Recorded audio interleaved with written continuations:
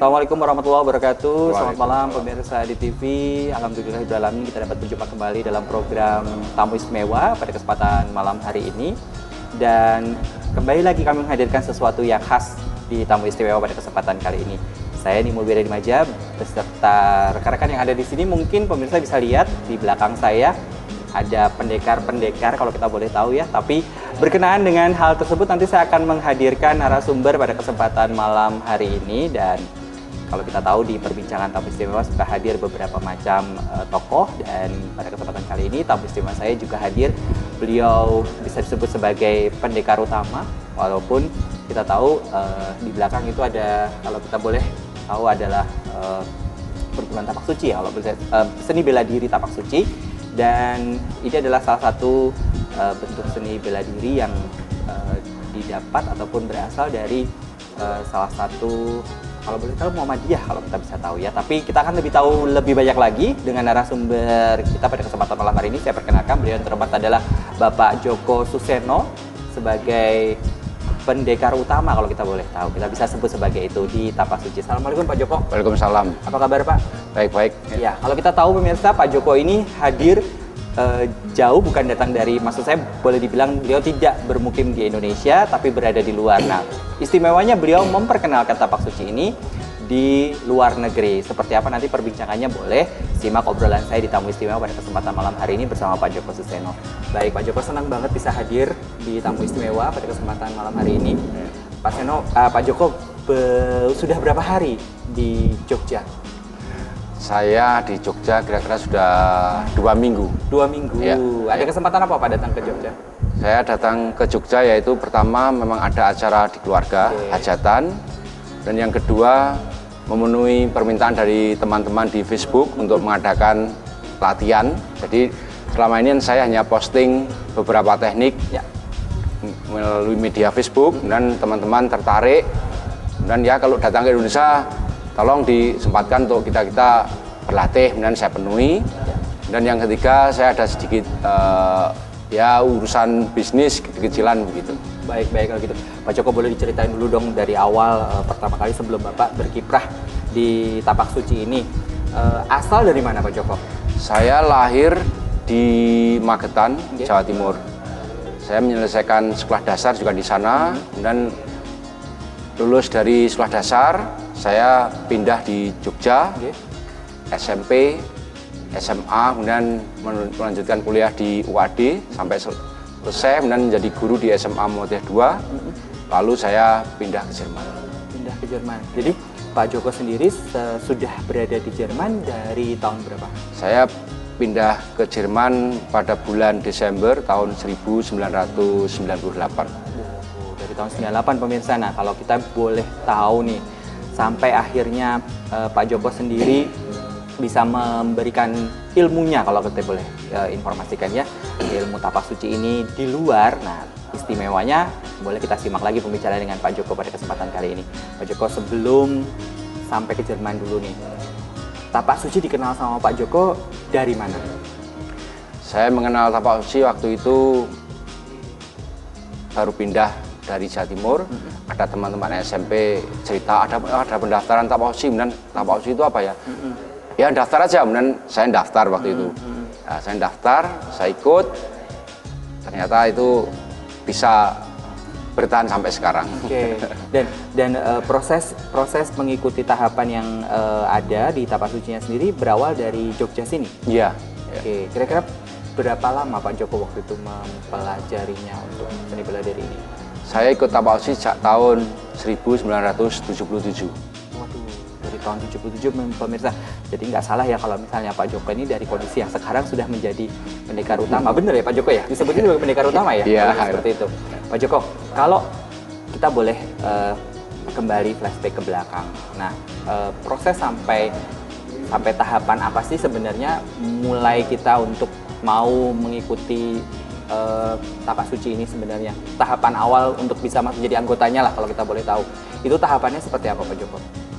Oh, tahapannya adalah sebetulnya ya mengikuti apa-apa yang sudah diprogramkan di hari perguruan. Umpamanya kita pada awalnya dalam latihan istilahnya tingkat dasar itu kita dituntut untuk masalah disiplin dan sebagainya. Itu sebenarnya tidak sulit, asalkan ada kemauan, nanti itu semua proses itu akan berjalan dengan sendirinya. Asalkan kita ada kemauan itu sebenarnya tidak masalah. Pak, harus ini kan bagian dari organisasi atau seni bela diri yang ada di perguruan atau Perserikatan Muhammadiyah. Nah, apakah orang yang mengikuti, khususnya di Indonesia ya, kalau kita boleh bicara, itu harus masuk dulu jadi anggota Muhammadiyah apa enggak? Kalau yang di Indonesia, betul. Di Indonesia biasanya menjadi anggota Muhammadiyah itu sebelum menduduki sabuk biru. Jadi kalau masih siswa, sabuk kuning itu biasanya belum disarankan atau belum diwajibkan. Tapi kalau sudah nanti mau menjadi kader itu disyaratkan untuk mencari nomor baku nomor baku Muhammadiyah. Baik. Nah, sampai pada tahap Bapak mempelajari tahapan-tahapan awal gitu ya. Itu kalau boleh diceritakan sesuai dengan seni bela dirinya sendiri, paling dasar yang harus dipersiapkan sebagai orang yang mau ikut di perguruan Tapak Suci ini harus seperti apa, Pak Joko? Maksudnya yang dipersiapkan? Fisiknya ataupun dari kayak seperti kita lihat kan, kayaknya pendekar nggak ada yang besar ya badannya ya. Boleh lihat lurus-lurus aja gitu loh Pak Joko modelnya. Nah, kalau kayak gitu apa jadi syarat utama atau enggak? Kemudian usia mulainya dari tahapan berapa? Ini ada pertanyaan yang menarik. Selama ini khususnya yang di Indonesia itu yang ikut pencak silat atau gerakan pencak silat itu biasanya masih banyak gerakan spesial untuk postur tubuh yang ideal di sini maksudnya langsing, berat badan gitu. Nah, dan usia rata-rata masih muda. Sekarang pertanyaannya berikutnya adalah bagaimana kalau postur tubuhnya itu tidak ideal, maksudnya terlalu besar, kemudian usia di atas 40, apakah masih bisa mengikuti tawausi? Kalau menurut saya pribadi masih, karena tapi yang saya amati di sini tuh biasanya orang-orang tua kalau mau ikut Tapak Suci itu sudah berpikir, karena memang materinya, kurikulumnya dijadikan satu. Kalau saya itu kurang setuju di Jerman itu sudah saya rubah. Jangankan orang yang tidak ideal, orang yang baru sakit mau latihan tidak bisa duduk, tidak bisa berdiri latihan itu bisa ikut latihan Tapak Suci. Jadi duduk di kursi sambil latihan. Kita juga punya program waktu itu di Austria untuk orang-orang yang pakai kursi roda. Jadi dia juga khusus juga untuk orang difabel. Iya, sekali ya. Jadi sebetulnya bela diri itu tidak hanya untuk orang yang sehat atau orang yang normal, tapi untuk siapa saja. Nah, tinggal Tapak Suci sendiri sebenarnya ada dibutuhkan fisik khusus nggak Pak? Maksudnya ya seperti tadi dibilang kalau di luar kan ada yang khusus difabel, tapi kalau di Indonesia sendiri lebih diutamakan yang. Ya, di Indonesia memang saya amati memang fisiknya. Lengkap. Iya, dan itu biasanya untuk usia kira-kira ya 40 ke bawah. Kalau yang 40 ke atas mau ikut atau 50 itu sudah tidak mungkin. Tidak hanya di Tapak Suci tapi kayaknya hampir perguruan pencak yang menonjolkan fisik. Pak, kalau ngomong-ngomong tentang tingkatannya sendiri ya, seperti saya nih, pemirsa mungkin bisa lihat ya, saya hari ini mengenakan sabuk biru ini salah satu, sebenarnya saya juga cuma pinjem, ini salah satu pendekar juga ya, boleh dibilang. Saya pinjam sama beliau dan ini ada warna sabuk biru, tapi sepertinya ini tingkatannya sudah tinggi dan saya sebenarnya ada segen nih pemirsa untuk menggunakan baju seperti ini. Tapi mungkin Pak Joko bisa jelasin sebenarnya tingkatannya kalau boleh dilihat di Tapak Suci sendiri itu seperti apa sih sabuk-sabuk yang ada? Ya, di Tapak Suci ada sabuk hanya dibedakan menjadi 3 warna. Kuning itu untuk tingkatan siswa, dari kuning itu nanti ada 4 tingkat, yang tanpa tingkat itu dasar. Kemudian sabuk biru itu untuk pelatih atau kader, juga dengan seperti yang saya pakai ini ya Pak? Betul. Kemudian nanti setelah kader sabuk biru itu kemudian ganti dengan warna sabuknya hitam itu untuk pendekar. Ini ada 5 Nah ini kan terus ada bentuk, kalau pemirsa boleh lihat ya, di sabuk birunya ini ada motif melati. Nah ini melambangkan apa Pak? Jenis melatinya sendiri ada singkatannya 1, 2, 3, 4 atau bagaimana? Jadi yang pertama itu nanti untuk sabuk biru adalah melati 1, itu namanya kader muda. Dan 2 kader madya, dan ketiga kader kepala. Loh, ini 4 ini sudah kader utama. Oke, kader utama. Jadi setelah nanti masuk ke tahap yang biru ini akan berganti berubah menjadi apa Pak? Warna hitam. Oh, warna hitam. Baik, baik. Pak Joko, pembicaranya masih lebih menarik lagi nanti untuk penjelasan tentang sabuknya, tapi kita mesti jeda, nanti kita kembali lagi ya Pak ya? Iya. Baik. Misalnya jangan kemana-mana, masih bersama Pak Joko Suseno, salah satu dari pendekar utama di Perguruan Tapak Suci, dan kami akan kembali lagi setelah jeda pariwara berikut ini. Tetaplah bersama kami di Tamu Istimewa.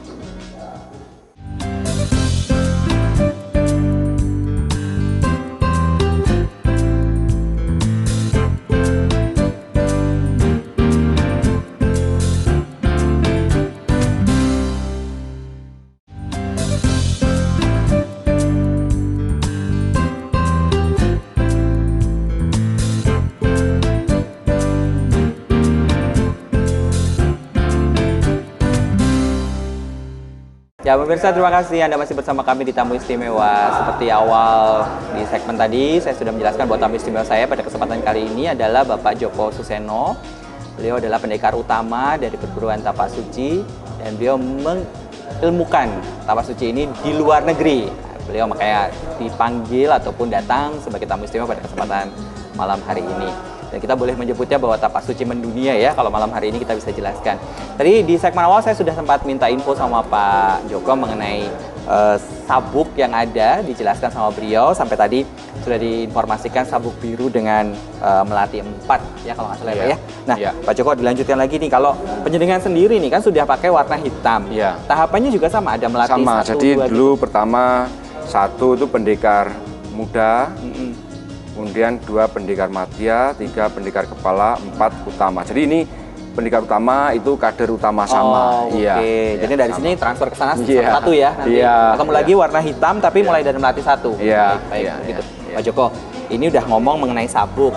Boleh tahu nggak sih sebelum jadi pendekar utama nih aktivitas sehari-harinya Pak Joko sebelum sampai akhirnya berada di luar negeri ini apa? Saya dulu memang melatih di Jogja, di pimpinan daerah Tapak Suci Jogja, dan saya juga aktif di IPSI DIY, jadi Ikatan Pencaksilat Indonesia. Karena saya di IPSI waktu itu menjabat sebagai wakil ketua 1 membidangi prestasi, dan saya juga menangani atlet untuk olahraga dan seni. Nah, ngomong-ngomong menangani atlet, sempat mengikuti event nasional maupun internasional yang pernah diikuti sama Pak Joko sebelumnya, atau waktu itu sudah langsung menjadi pelatih, atau waktu pas masih jadi aktif di IPSI-nya sendiri? Saya dulu waktu masih kader, saya sempat ikut bertanding di Sukabumi. Di Sukabumi. Ya, dan kemudian juga pernah ikut ganda atau seni itu di Surabaya, juara 1. Untuk cuma setelah di IPSI saya tidak lagi. Memang saya oleh guru saya itu sepertinya diiman-iman untuk tidak jadi atlet, dia tidak rusak, tapi dicetak untuk menjadi pelatih. Gitu. Baik, malah melahirkan atlet ya Pak ya. Nah, event yang paling untuk di Indonesia nih, kita bicara di Indonesia dulu. Event yang pernah dilatih dalam event apa yang Pak Joko pernah tangani? Yaitu saya membawa tim DIY di Prapon dan PON tahun 97, PON 97 atau 98 itu. Baik, kemudian, nah pemirsa, satu bentuk yang ataupun satu prestasi yang bisa kita banggakan dari Pak Joko ini, beliau membawa Tapak Suci ini keluar dari ranah ataupun dari tempat asalnya di Indonesia, dan beliau langsung membawa ini ke luar negeri. Prosesnya seperti apa? Saya bisa obrol-obrol kembali dengan Pak Joko. Pak Joko, bisa sampai terdampar kalau saya boleh bilang, sampai ini Tapak Suci berada di benua Eropa, ini gimana ceritanya? Begini, untuk Tapak Suci sebelumnya jauh sebelum saya datang ke Jerman itu Tapak Suci memang sudah ada. Yang pertama di Belanda. Dari tahun berapa tuh kira-kira Pak? Di Belanda itu Tapak Suci ada sekitar tahun 70-an. Jadi Tapak Suci awal di Eropa itu ada di Belanda? Di Belanda, lebih lama. Belanda tahun 70-an, kemudian di Jerman itu kira-kira tahun 93 atau 94 sebelum saya datang. Kemudian saya datang tahun 98 itu tinggal melanjutkan aja yang di Jerman. Nah, bicara tentang Pak Joko bisa berada di benua Eropa ini karena apa? Karena waktu itu tujuan saya dapat sponsor dari Kultur Kontak dari teman untuk bisa mengembangkan pencaksilat di Jerman. Oke. Dan akhirnya saya bisa tinggal di sana menetap, izin tinggal menetap karena kemudian saya juga nikah dengan orang Jerman. Oh, oke. Baik-baik kalau begitu. Nah, Pak Joko, waktu awal kan seperti diinformasikan sama Pak Joko bahwa tapak suci ini sudah ada di Belanda sebelumnya. Perkembangannya yang dulu sama yang sekarang seperti apa? Untuk tapak suci, perkembangan sekarang itu sebetulnya lebih dari kualitas lebih baik dari kalau dulu itu memang kuantitas di Belanda, di Jerman dan di Austria itu kuantitas. Tapi sekarang memang kuantitas menurun, itu tidak hanya tapak suci, tapi hampir semua perguruan pencak silat itu semuanya turun. Tapi dari kuantitas tapak suci naik. Apa Pak yang menyebabkan kuantitas tapak suci sendiri bisa naik dari yang lain-lainnya? Karena sekarang ini makin banyak teman-teman dari Austria, dari Belanda, dan dari Jerman tuh sering berkunjung ke Indonesia. Ke Indonesia, ke Jogja, ke Jember, dan ke Jakarta. Jadi itu untuk meningkatkan dirinya sendiri maupun nanti dibawa pulang untuk meningkatkan teman-teman yang sana. Oke, jadi bentuk promosi maupun sosialisasinya sendiri sebenarnya didapat dari teman-teman mereka sendiri yang ada di Eropa. Mereka datang ke Indonesia, kemudian melihat, kemudian menginformasikan mungkin seperti itu. Karena kebetulan mereka datang tuh selalu 2 kali saya bawa rombongan itu. Tahun pertama 2007 itu besar-besaran, dan yang kedua tahun 2009 itu juga jadi rombongan satu bis itu saya bawa keliling ke Jawa Timur, ke Jember. Setelah itu mereka bisa datang lagi mencari sendiri. Oke. Pak Joko di Jermannya sendiri di kota apa? Saya di kota Bonn. Di kota Bonn. Nah, pada saat waktu pertama kali datang ke Jerman, kan perkembangan awal tapak suci ada di Belanda.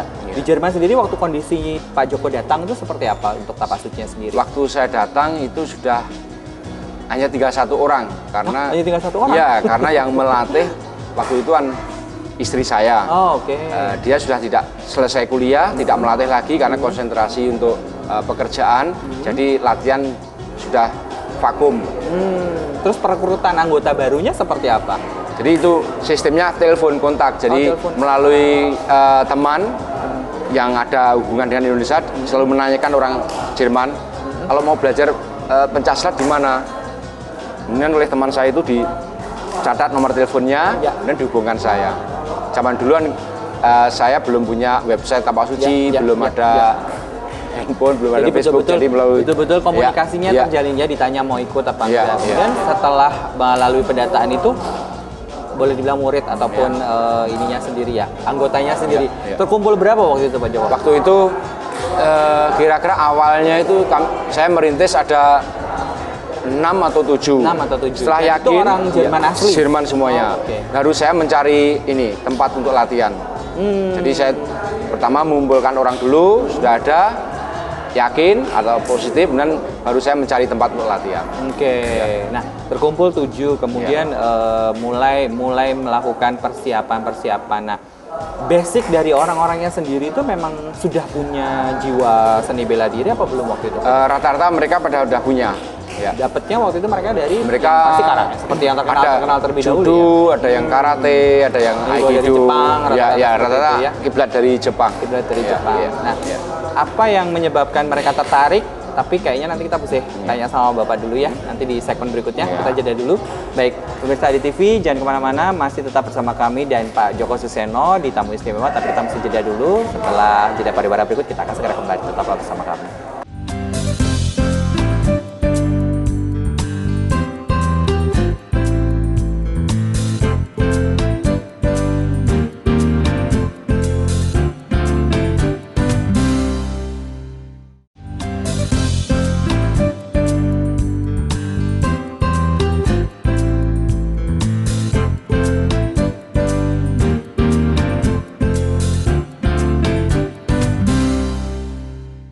Pemirsa, terima kasih Anda masih bersama kami di Tamu Istimewa dan masih bersama Pak Joko Suseno. Beliau adalah tamu istimewa yang membawa tapak suci mendunia. Beliau membawa tapak suci ini ke benua Eropa, dan di awal-awal tadi segmen pertama dan kedua saya sudah mendapatkan penjelasan Tapi saya masih mau bertanya lagi tentang kiprah beliau di Jerman seperti apa. Jadi simak lagi obrolan saya bersama Pak Joko.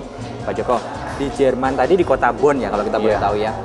Jumlah peserta pertama kali sekitar berapa? 6 orang? 6 atau 7 ya. Kan mereka udah punya basic nih kalau Pak Joko tadi bilang dari apa namanya seni bela diri yang dibawa Jepang ya kalau kita mereka apa yang maksud saya apakah ada bentuk perbedaan dengan tapak suci ini? Mereka tahunya sebagai seni bela diri tapak suci atau yang mereka tahu seperti pencaksilat seperti pada umumnya waktu diperkenalkan? Ya, mereka mengenal pencaksilat itu dari membaca buku.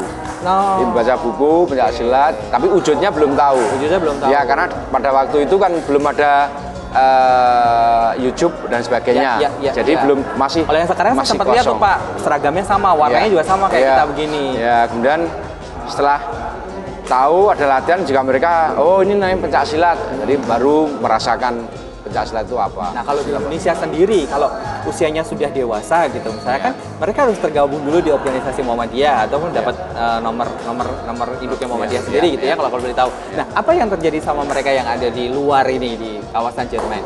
Untuk yang di luar, baik di Jerman, di Belanda atau di Austria, memang kita tidak menyamakan seperti di Indonesia, karena dulu tahun 79 itu Ketua Umum Tapauci Bapak Haji Jarnawi Atikusumo almarhum, beliau juga mengatakan untuk Tapauci yang di Eropa itu biarlah mereka mempelajari pencaksilatnya. Jadi dengan belajar pencaksilat otomatis mereka belajar budaya Indonesia, akan respect dengan Indonesia. Ternyata memang pencaksilat sendiri juga kan asli Indonesia. Betul. Mereka memang selama ini bule-bule itu juga sangat respect dengan Indonesia. Gerakannya juga hampir sama. Maksudnya pencaksilatnya sendiri betul-betul mereka bisa ikuti gerakannya seperti apa? Mungkin malah lebih kalau saya nggak mungkin posturnya mereka ya mungkin, Pak ya mungkin lebih bagus kalau mereka karena mereka kalau belajar yang betul serius itu akan terus belajar. Oke. Jadi Pak, seperti seiring pembelajaran yang ada, kayak mungkin pemirsa bisa lihat ya Pak pendekar utama saya ini Pak Joko Suseno ini membawa alat. Boleh kita bilang tambahan alat ya. Boleh dikasih tahu nggak sih Pak sebenarnya alatnya apa sih? Dari tadi penasaran sebenarnya pemirsa pengen tahu seperti apa alatnya. Ini kalau kerambit. Pak bentuknya sama seperti apa ya? Apa kalau kita boleh bilang celurit kecil? Celurit ya. Memang saya di Jerman memang dalam seminar-seminar saya sering memperkenalkan kerambit. Ini untuk apa sebutannya Pak? Kerambit. Kerambit. Ya ini untuk mengcounter orang-orang asing yang karena di Amerika salah satu tentara di Amerika itu juga memakai kerambit senjatanya. Tentara baik. Dan padahal menurut sejarahnya kerambit itu kan asalnya dari daerah-daerah di Selat Malaka. Jadi sebenarnya datang dari Asia Tenggara ya. Itu aja khusus di Selat Malaka. Jadi Sumatera bagian atas dan Malaysia bagian bawah. Tapi hanya di bagian daerah itu saja. Tapi banyak negara-negara lain mengaku-ngaku bahwa kerambit itu berasal dari daerahnya. Nah, itu saya mengenalkan bahwa kerambit itu Indonesia. Cara penggunaan senjata kerambit ini seperti apa Pak Joko? Nanti bisa saya praktekkan, tapi paling tidak saya jelaskan bahwa kerambit selalu ada ini ringnya. Tengahnya ada bolong ya? Betul, ring ini untuk jari. Memang teknik yang saya kembangkan itu nanti ada 3 genggaman. Kalau biasanya yang di Amerika itu hanya 1, jadi pasif dia, hanya 1 main. Tapi kalau saya ini genggam tumbuk nanti akan saya kembangkan lagi menjadi genggaman seperti ini. Dari sini akan saya kembangkan lagi seperti ini. Jadi ada 3. Pak, pembelajaran untuk perkembangannya ini atau perkembangan gerakan jurus yang ada ini didapat dari mana sih Pak Joko? Ini. Kalau saya dulu belajarnya dari orang Riau, dari Abang Sahrul. Ya. Jadi saya belajar bahasa rumpun Melayu gitu ya, belajar kerambit dari Abang Sahrul, dasar-dasarnya kemudian saya kembangkan sendiri. Digabungkan dengan tapak sucinya. Pak, waktu mereka tanyakan mungkin yang orang-orang dari Jermannya sendiri kan kalau melihat seragam tetap seragamnya tapak suci. Terus kalau mereka ditanya, itu mereka jawabnya apa?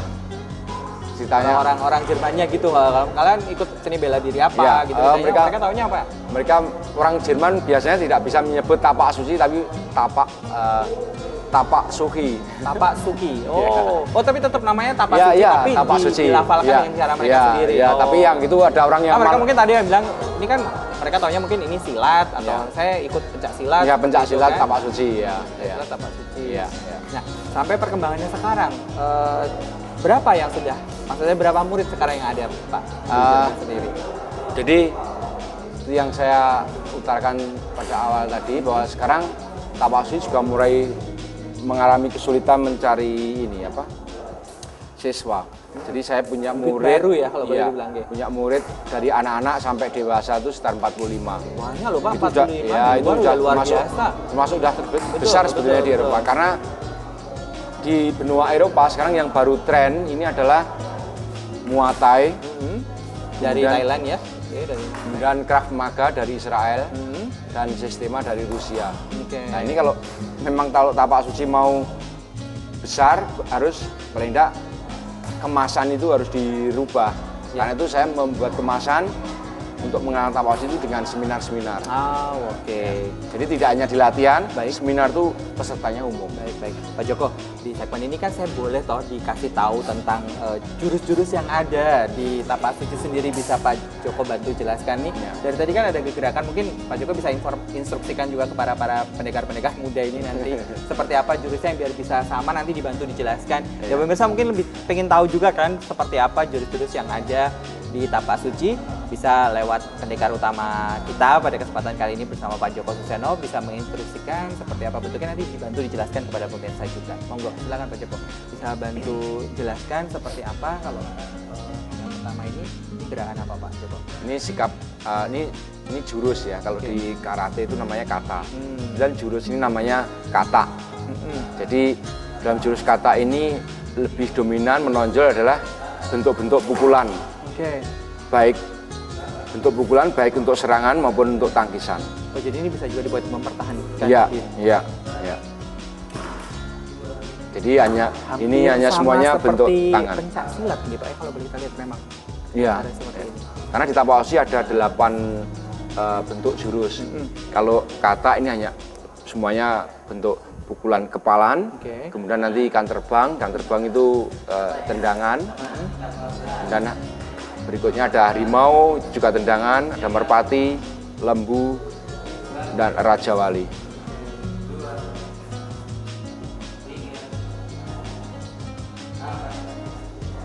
Dan ini memang jurus seperti ini dipelajari kalau mereka sudah mencapai tingkat Iya, tingkat 1. Tingkat 1, tingkat 2 ya? Iya, iya. kayak seperti ini diperlombakan nggak sih, Pak? Ini dilombakan. Oh, dilombakan. Sebentar lagi juga Muhammadiyah Olimpiade. sepertinya mau memperlombakan ini. Di Olimpiade juga ada. Iya, iya.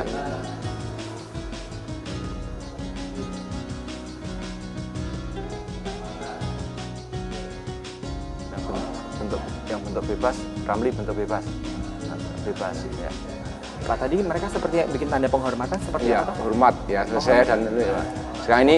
Sekarang ini juga jurus tapi sudah bebas. Bebas. Jadi Ya, ini Pak, perseorangan atau boleh? ini bisa juga Bisa bergu, dibergu. Oh, tapi oke. bukan tidak lagi kata atau ikan terbang atau naga, tapi sudah bebas. Ya. Pak, kalau gerakan gini ini suka diiringi, kalau pencaksilat kan suka diiringi pakai musik. Ya seharusnya Tapak mau Suci dengan juga musik, ada? ya, Oh, ya, sama juga. ya. Cuma sekarang di persilat yang nasional itu tidak lagi dengan musik. Pak, boleh bantu jelaskan nggak kepada pemirsa bahwa jurus yang ini dipergunakan fungsinya untuk apa? Boleh. Yang jurus ini adalah untuk keindahan, kemudian yang kedua melatih daya koordinasi, dan yang ketiga adalah melatih bentuk-bentuk rangkaian. Jadi baik itu serangan, tangkisan maupun langkah. Baik. Wah, bagus sekali, indah sekali gerakannya pemirsa, kalau kita boleh lihat ya, hampir sama seperti seni bela diri pencaksilat asli dari Indonesia, dan ini kita hadirkan dari Tapak Suci. Pastinya mungkin pemirsa bisa jadi tambahan informasi juga ya, seperti itu. Nah, Pak, di Tapak Suci sendiri juga dilatih olah pernafasan. Ada begini, untuk secara nasional olah pernafasan itu sudah ada bentuknya, yaitu senam sang surya. sudah ada, cuma mungkin belum merata saja. Jadi memang beberapa sumber Tawausi itu memang ada yang mendalami pernafasan, ada yang tidak mendalami pernafasan. Pak, satu tadi ada pertanyaan yang saya sempat tadi dilontarkan sama Pak Joko, kan Pak Joko bilang ada di kawasan Austria, Jerman, dan di Belanda. Iya. Nah, mereka ini kan pasti ada, boleh dibilang kepala-kepalanya sendiri lah. Iya. Nah, adakah komunikasi yang terjalin antara Pak Joko dengan yang mereka yang berada di kawasan Belanda, kemudian yang ada di kawasan Austria, seperti apa komunikasinya untuk bisa, kan ini sama-sama di benua Eropa nih, seperti apa Pak? Ya, kebetulan saya koordinator Tawausi untuk kawasan Eropa. Waduh, ya. Berarti jadi kan dong yang mesti informasikan Iya, ke mereka ya, iya, seperti apa, atau gerakan baru, atau pembaruan apa, seperti ada pertemuan berkala nggak sih Pak? Kita ada pertemuan, biasanya kita mengadakan latihan bersama antar Belanda, kemudian Jerman dan Austria setahun sekali. Baik. Pak, banyak sekali nanti informasinya, boleh ditambah lagi di segmen berikutnya ya. Kita jeda dulu, nanti kita akan kembali. Baik pemirsa di TV, jangan kemana-mana, masih di Tamu Istimewa bersama Pak Joko Suseno, tapi kami mesti jeda dulu. Setelah jeda pada berikut, kita akan segera kembali, tetaplah bersama kami.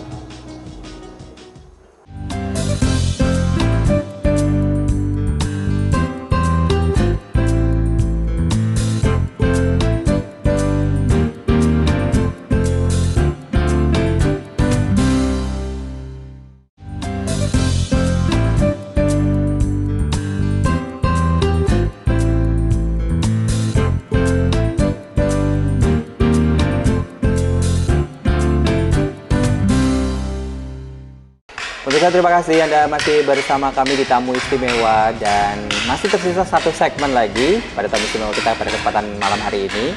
Saya masih bersama Pak Joko Suseno yang membawa pencak, atau saya boleh bilang tapak suci mendunia. Dia membawa tapak suci ini ke benua Eropa. Tadi saya sempat terhenti di segmen sebelumnya mengenai perkembangan terakhir yang ada di Jerman. Saya kembali simak lagi pembicaraan saya dengan Pak Joko mengenai kondisi di kawasan Jerman sendiri. Pak Joko, tadi saya sempat tanya sama Pak Joko bahwa Pak Joko itu mengkoordinasikan dengan para kepala-kepala yang ada di kawasan tersebut. Nah, dapat informasi terakhir nggak tentang selesai, tadi Pak Joko pernah bilang, diinformasikan juga bahwa kondisinya sekarang dilihat dengan berbagai perpaduan yang ada dengan kondisi dari seni bela diri yang lain di Eropa. Nah, kalau lihat perkembangannya ini kan tadi di belakang juga sempat kita lihat mereka juga menggunakan alat ya, seperti tongkat seperti ini. Ini apakah jenis-jenis dari pembaruan gerakan yang ada? Ini sebetulnya materi dari ujungan. Ujungan. Jadi ujungan itu seni bertarung tongkat yang berkembang di daerah Jawa Barat, Betawi, dan Jawa Tengah. Saya belajar ujungan dari Bapak Karso dari Banyumas, kemudian saya kembangkan di Eropa. Jadi ada beberapa yang memang dibawa diadaptasi dari sini kemudian dibawa ke sana. Responsnya sendiri mereka seperti apa Pak? Ya, mereka lebih tertarik karena sebetulnya untuk Tawausi di Eropa itu lebih dinamis daripada di Indonesia sendiri. Di Indonesia saya amati statis. Kalau kita di Jerman khususnya itu pelajarannya kita harus bisa kerambit, terus bisa pisau. Nah, ini juga ada baru ya pemirsa, ya ternyata Pak Pendekar kita ini juga menggunakan membawa alat ini, apa sebutannya Pak Joko? Ini pisau suduk. Iya. Terus dipakai untuk sama buat. Iya. Tapi ini penggunaannya untuk latihan. Untuk latihan. Cara menggunakannya sendiri. Seperti itu. Kemudian tongkat. Jadi kalau tidak dengan sistem itu, mereka juga akan bosan dan keluar. Ya. Karena saya ngamati beberapa perguruan lain juga memakai senjata, karena dengan megang senjata itu secara psikis alami mereka tuh senang, bergembira, karena dengan main senjata itu sebetulnya bukan kita mengajari untuk bertarung menggunakan senjata tersebut, tapi lebih rekreasi. Contohnya bisa sendiri buat dia sendiri mungkin buat mereka ya Pak. Karena nenek moyang kita dulunya juga pemburu, zaman purba itu juga mereka pakai tongkat, senjata dan sebagainya. Contohnya nanti teknik pelucutan itu orang akan senang sekali. Walaupun murid-murid saya itu udah tua-tua, dewasa atau saya sendiri bisa melucuti itu, walaupun itu hanya latihan, rasanya puas itu. Nah, itu ada kepuasan sendiri. Paling usianya paling tua di Eropa umur berapa Pak? Murid saya itu yang seniwati itu NG itu umurnya sekitar 55 atau berapa. Waduh, perempuan. masih semangat. Ya, yang satunya Parinito itu juga lebih. Saya punya murid tiga orang tuh sudah di atas 50 lebih. Tapi Pak tadi aktif. bicara mereka juga dipergunakan untuk mereka yang difabel. Sempat ada yang Bapak melatih untuk mereka yang mengalami atau kebutuhan khusus seperti itu. Rata-rata mereka apa? Pakai menggunakan kursi roda? Ada yang itu yang di Austria, saya kerjasama dengan murid saya itu ada, jadi bukan hanya memperkenalkan seperti seminar, memperkenalkan orang yang di kursi roda itu berbela diri, menggunakan sebagai bela diri. Jadi bisa. Tapi kalau yang di Jerman sendiri yang Pak Joko tangani, mereka maksudnya belum ada yang difabel? Belum, saya banyak seminar itu biasanya untuk kalangan security. Pak, kalau sejauh ini perkembangannya sudah sampai ke depannya mau seperti apa sih nantinya untuk apa namanya tapak sucinya sendiri? Kan Bapak juga masih akan bermukim di sana. Apakah masih tetap semangat untuk menginformasikan tentang tapak suci nanti ke depannya sejauh lihat perkembangannya bergabung dengan beberapa jenis ilmu bela diri yang lain yang tadi menurut Pak Joko sendiri perkembangan mesti akan ditambah lagi kan ekspornya seperti apa nanti ya? Mesti berguru lagi ke Indonesia kemudian membawa lagi ke sana atau gimana Pak? Kalau saya berpikir ilmu bela diri itu adalah bukan museum, jadi kita tidak bisa mengandalkan atau puas dengan para pendiri, dengan para pendiri. Dan itu berkembang jadi bela diri itu seperti teknologi, jadi berkembang terus menyesuaikan kondisi dan situasi. Karena ada istilah kalau orang berhenti belajar itu awal dari kebodohan. Jadi di Tapausi ini saya yang khususnya di Jerman itu akan saya terus explore teknik-teknik itu. Karena teknik kawasannya jenengan di Bonn. Ada kemungkinan di daerah-daerah lain di Jerman menginformasikan sama mereka yang saya melatih di dua kota. Oh, di kota apa? Ya, di Bonn dan di Köln. Di Köln. Ya. Oke. Kalau di Köln sama ada beda antara Köln sama Berlin atau sama Bonn maksud saya? Itu perkumpulannya sama, cuma tempat latihannya yang dibedakan. Mereka juga saling kenal. Oke. Ada dari mereka sendiri pernah dipertemukan? Iya. Setiap setahun sekali minimal atau latihan bersama mereka kumpul. Iya. Baik. Dan mereka juga responsnya sendiri seperti apa? Nah, karena setahun sekali musim dingin. Malah latihannya musim dingin? Bukan, kalau musim dingin saya selalu mengadakan pesta musim dingin. Oke. Atau nanti panas summer ini kita juga mengadakan barbecue, mereka kumpul. Dan biasanya kita buat yang khas Indonesia. Oke. Terus ada bentuk pelatihan tapak suci yang dihadirkan, mereka latihan bareng seperti itu? Iya. Latihan bersama. Nah, seiring dengan perkembangan yang ada di Eropa nantinya, ada daerah tambahan lain nggak sih Pak di Eropa rencananya nanti tapak suci mau dikembangkan di mana lagi? Ada informasi dapat atau usulan dari mereka di kawasan mana gitu? Sebelum saya berangkat ke Jogja 3 minggu yang lalu itu ada email dari Serbia. Dia minta untuk bisa mengembangkan Tapausi di Serbia. Dia menunjukkan sertifikat dari mungkin ada 10 macam bela diri yang sudah dia ikuti. Ya, disebutkan jadi dia mau menambah lagi nih. Iya, tapak suci itu. Jadi tapi belum saya tanggapi. Oke. Ada rencana selain dari Serbia sendiri di kawasan Eropa Barat atau Eropa Timur mungkin ada rencana masukan Bapak terima informasi dari email atau dari mana pernah ada masukan? Itu ada yang Swiss, Swedia dan Italia itu. Tapi kalau seminar-seminar yang secara terbuka umum malah saya justru lebih sering keluar daripada di Tapausinya. Nah, kalau dari seminar itu yang diharapkan sebenarnya apa Pak Joko? Yang dari seminar itu saya bukan mengatasnamakan tapak suci, tapi saya mengatasnamakan instincts, Indonesian Fighting System. Yang diinformasikan kepada mereka mengenai apa? Jadi mengenai sistem bertarung ala Indonesia. Jadi mereka mengenal Indonesianya dulu. Kalau selama ini kan mereka mengenal Jepang, Korea, kemudian Cina. Dijelaskan bahwa Indonesia juga punya seperti itu. Karena kalau hanya pencak silat itu orang bisa tahu itu bisa dari Malaysia atau Singapura satu rumpun ya Pak. Satu rumpun. Tapi kalau saya kalau saya menampilkan Indonesianya dulu, dia tanya apa itu? Ini pencak silat. Setelah tahu pencak silat apa itu tapak suci. Jadi Jadi istilahnya dikasih sesuatu yang manis dulu, kalau dia merasakan manis, oh ya mau lagi, baru ada apa namanya, kalau boleh dibilang mungkin ketertarikan lebih lanjut ya, seperti itu ya Pak. Nah, saya ini dengan perkembangan zaman nih, kalau saya boleh lihat informasi mengenai Pak Joko ini bisa kita dapatkan di beberapa laman pemirsa. Nah, apakah ada informasi komunikasi dengan dari jarak yang jauh, Pak Joko ada di Jerman, kemudian kita yang orangnya asli di sini yang mengikuti pendidikan, seperti apa komunikasi yang terjalin antara Pak Joko dengan mereka-mereka ini? Ya, selama ini 2 tahun ini kita aktif melalui media Facebook. Ada juga beberapa yang belum saya kenal. Ada beberapa pose yang ditampilkan gitu Pak? Iya, jadi saya dari Jerman tuh membuat beberapa teknik dengan murid saya. Dan di Facebook tuh saya mempunyai grup khusus teknik-teknik tapak suci, dan anggotanya juga tapak suci yang sudah pelatih. Jadi di sana orang bisa komunikasi bisa melihat gerakannya seperti apa. Iya. Baik.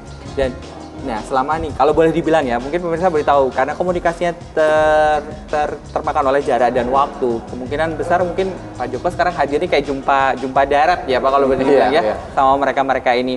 Dan bagaimana respons dari mereka sendiri saat ketemu sama Pak Joko? Mereka mungkin taunya dari dunia maya, oh Pak Joko seperti ini. Saya juga mungkin tahu waktu kenal Pak Joko juga lihatnya dari beberapa laman. Terus ketemu langsung sama penjenengan gimana? Oh, saya sendiri juga senang sekali. Karena kemarin teman Facebook itu dari Papua datang. Oh iya? 2, iya. Masih ada di sini dari Papua 2. Kemudian dari Sumatera Selatan, dari Palembang 4. Kemudian dari Malang, Jawa Timur 2. Dari Jawa Tengah banyak. Kemudian dari Bandung 1. Jadi kenalnya selama ini kita hanya melalui Facebook. Apalagi saya waktu itu kan ya selama ini kan saya paling tingkat tertinggi. Jadi saya merasa ada rasa kaku di Facebook itu. Setelah pulang saya cairkan. Pokoknya kita tuh kumpul aja senang-senang. Ketingkatan nomor 2 yang penting kita itu senang-senang dulu latihan. Iya deh kalau gitu. Pak Joko, banyak sekali informasinya mengenai tapak suci ini, tapi ternyata nggak cukup waktu kita untuk menjelaskan di program Tamu Istimewa pada kesempatan kali ini. Mungkin lain waktu kita bisa ketemu lagi sama Pak Joko dengan pembaruan dari jurus-jurus yang ada. Nanti kita tunggu inovasinya seperti apa. Tapi sebelum kita menutup acara ini Pak, boleh diinformasikan kepada pemirsa tapak suci mau seperti apa dan perkembangannya di dunia akan menjadi seperti apa? Monggo, silahkan. Saya mengharapkan pada pimpinan pusat tapak suci dan kepada adik-adik saya perguruan untuk mengembangkan tapak suci sesuai perkembangan zaman. Jangan mimpi dengan kebesaran yang lalu nama tapak suci, tapi harus sekarang dengan tenaga sendiri, dengan kemampuan sendiri mengembangkan tapak suci dengan inovasi sesuai dengan perkembangan zaman. Jadi memanfaatkan teknologi. Siapa yang saat ini tidak memanfaatkan teknologi maka akan ketinggalan. Saya kira itu. Baik. Ya, Pak Joko terima kasih sudah bisa hadir sebagai tamu istimewa pada kesempatan kali ini. Insya Allah kita ketemu lagi Pak Joko ya di lain kesempatan dan lebih berkembang lagi, selamat bertugas, lebih memajukan lagi tapak suci. Terima kasih. Kalau bisa tapak sucinya jadi lebih mendunia. Ya. Terima kasih. Baik, Misteri TV demikian tamu istimewa kita pada kesempatan kali ini bersama Pak Joko Suseno sebagai pendekar utama dari perguruan tapak suci. Dan semoga apa yang disampaikan pada kesempatan malam hari ini bisa menginspirasi Anda dan juga menambah informasi bagi kita semua.